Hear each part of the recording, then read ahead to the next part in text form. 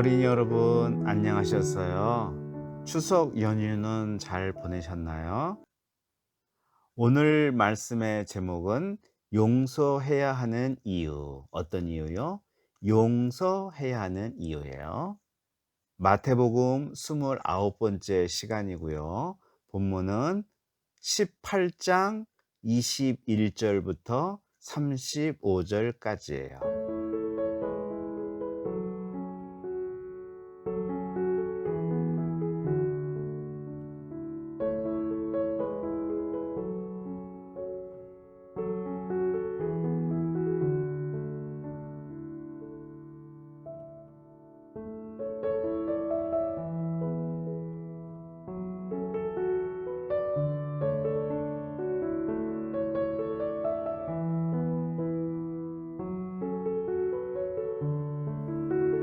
오늘은 용서에 대해 알아볼 거예요. 용서가 무슨 뜻이죠? 누군가 잘못을 했는데 너그럽게 봐주고 더 이상 그에게 나쁜 감정을 갖지 않는 거예요. 용서가 쉬워요? 어려워요? 쉽지 않을 거예요. 많이 먹어. 연휴인데 그냥 자. 게임하면서 놀아. 아이, 얄미운 친구는 그냥 모른 척 해버려. 이런 거는 쉬워요. 그래서 굳이 먹어, 게임해, 놀아, 미워해. 그런 말은 얘기하지 않아도 쉽게 돼요. 그런데 용서해 하는 것은요, 쉽게 안 돼요. 힘들어요. 사랑하라, 섬겨라, 감사해라. 이것도 마찬가지예요. 어려워요. 내 마음에 힘이 들어요. 그렇지만 우리가 할 수 있도록 마음을 먹어야 되는 것들이에요. 본문에 나오는 제자 베드로는 마음을 아주 크게 먹었어요. 용서하려고. 그래서 예수님께 물었죠. 주님, 7번까지 제가 용서해 주면 되겠습니까? 대단한 거죠. 7번을 용서하겠다니. 나한테 한 번 잘못한 것도 용서하기 힘든데 7번이나 사람을 용서할 수 있겠어요? 근데요, 예수님은 7번뿐 아니라 7번을 70번까지라도 용서하라고 말씀하셨어요. 7번을 70번? 도대체 몇 번이에요? 490번. 이것은 결국 무제한으로 용서하라는 말씀이죠. 이게 가능해요? 만일 계속 용서하면 상대방이 그걸 이용해서 계속 못된 짓을 저지를 것 같아요. 그리고 나는 그 사람에게 바보같이 이용만 당하는 멍청한 사람이 될 것 같은 생각도 들어요. 내가 뭐 바보냐? 난 죽어도 못해. 그냥 용서하면 나만 손해보는 느낌이 들어요. 난 분명 저 사람에게서 피해를 봤는데 왜 내가 용서해야 하냐고 막 서럽게 울 것 같아요. 설사 용서하더라도 그냥은 못하고 한 대 쥐어 패고 할 거예요. 아니면 언젠가 분이 풀리면 할게요. 이렇게 얘기할 수도 있어요. 그만큼 용서가 어렵다는 거예요. 우린 내가 남을 용서해야 한다고만 생각하면 힘들어요. 그래서 먼저 내가 용서를 많이 받은 사람이란 걸 생각해야 돼요. 우리를 누가 용서했나요? 누가 용서했죠? 네. 하나님이 우리를 용서하셨어요. 말씀에 보면요. 하나님이 우리를 용서하신 것이 얼마나 큰 용서인지 잘 나와요. 24절을 보면 주인으로부터 10,000달란트 빚진 종이 등장해요. 10,000달란트라는 돈은요, 얼마냐 하면 10,000원이 아니에요. 10,000달러도 아니에요. 환산하면 약 6조라고 해요. 6조. 여러분 감이 안 들을 거예요. 선생님도 잘 모르겠어요.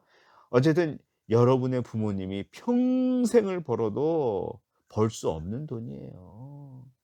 그 종은 가족과 모든 소유를 바치고 자기 몸을 팔아도 안 되는 돈이에요. 주인은 어떻게 했을까요?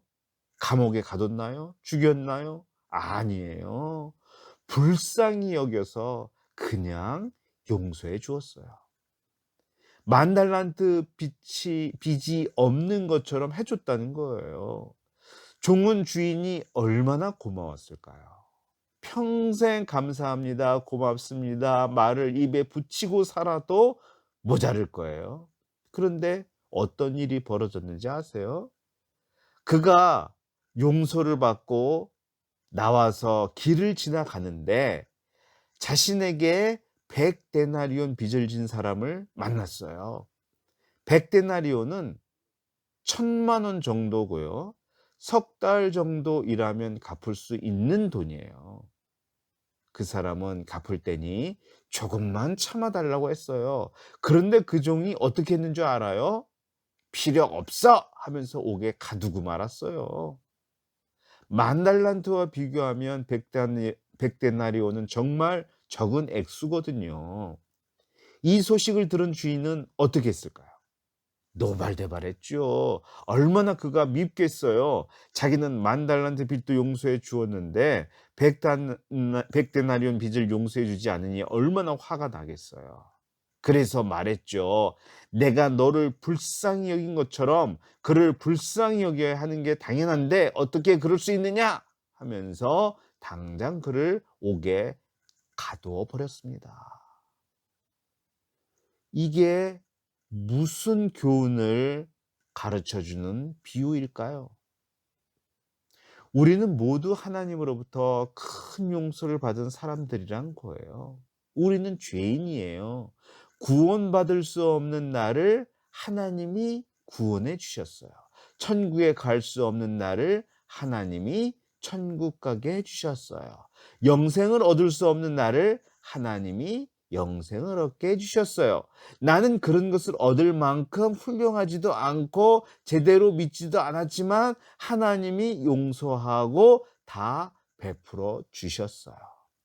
이런 엄청난 선물을 받았는데 내게 잘못한 사람을 용서하지 못하는 게 말이 되겠어요? 사실 하나님만 나를 용서하신 것은 아니고요. 주위에 많은 분들이 나를 용서했고 지금도 용서하고 있다는 것을 알아야 돼요. 나는 어떤 사람이에요? 제멋대로고요. 까칠하고요. 자기중심적이고요. 그런 나를 이해하고 받아주는 분들이 계시잖아요. 우리는 집에서 잘못한 일도 많아요. 근데 부모님이 다 아시면서도 지금까지 눈 감아 주셨잖아요. 학교에서도 마찬가지고요. 친구 사이에서도 내가 잘못한 것들이 많죠. 근데 상대방이 잘못한 것만 생각하고 내가 잘못한 것은 생각을 잘 안 해요. 상대방이 잘못한 것은 절대 그럴 수 없다고 막 얘기하고 내가 잘못한 것은 "그럴 수도 있지. 그런 일 갖고 그러냐?" 대수롭지 않게 얘기하기도 해요. 나만 상대방 때문에 고생하는 것이 아니고 상대방도 나 때문에 고생을 많이 한다는 것을 알아야 돼요. 선생님은요, 매일 매순간 용서받고 있다는 것을 느껴요. 하나님이 나를 용서해 주고 계신다 하는 것도 느끼지만요. 주변의 사람들이 선생님을 또 용서해 주고 있다 하는 것을 느껴요. 예를 들어 볼게요. 선생님은 운전을 이렇게 자주 하는데요. 운전하다가 그러면 안 되는데 한눈을 팔 때가 있어요. 그러다 무심코 옆 차선으로 핸들을 꺾는데 거기에 차가 있는 거예요. 잘못하면 사고가 나는데. 근데 옆에 있던 차가요, 갑자기 속도를 탁 줄이고 제 차가 잘 달릴 수 있도록 편의를 봐준 거예요. 또 그런 적도 있어요. 막히는 길에서 할 수 없이 얌체처럼 끼어들 때가 있는데 그러면 끼어들지 못하게 다른 차들이 막을 수도 있거든요. 근데 양보를 탁 해 주는 그런 차도 있어요. 그럴 때마다 선생님은 다른 분들의 용서를 받음으로 '내가 살아가고 있구나.' 하는 것을 느낀다니까요. 제가 20 년이 넘게 차를 운전했는데 큰 사고는 안 났어요. 그것은 제가 운전을 잘해서가 아니라 저의 거칠고 방심하는 운전 습관을 누군가가 용서하고 참고 봐준 것들이 있어서 여기까지 온 거라고 생각해요. 선생님만 아니라 우리는 모두 누군가의 용서를 받았기 때문에 여기까지 온 거예요. 우리가 다른 사람을 용서해야 할 때, 억울하고 섭섭한 마음이 들 때 우리는 생각해야 돼요.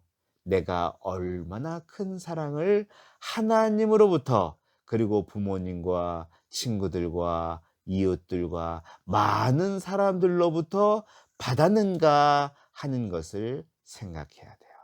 지금도 받고 있다 하는 것을 알아야 돼요. 우리가 남을 용서할 때 하나님이 기뻐하세요. 역시 내 자녀답구나. 내가 용서해 준 것이 헛되지 않구나. 이렇게 생각하신답니다. 내가 가장 용서하기 힘든 사람이 누구인가요? 바로 그 사람을 마음으로부터 용서하는 이 시간이 되기를 간절히 기도합니다. 아멘. 선생님이 기도하고 마칠게요. 하나님 아버지, 감사합니다.